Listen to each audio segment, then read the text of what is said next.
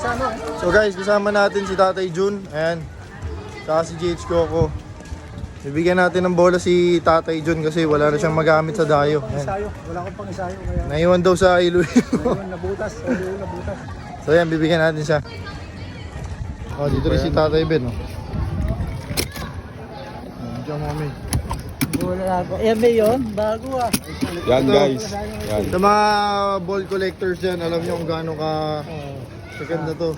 GF7X 2015 to 2019 na version. So lumang version siya. Tamang timpla na lang, tsaka tamang break-in.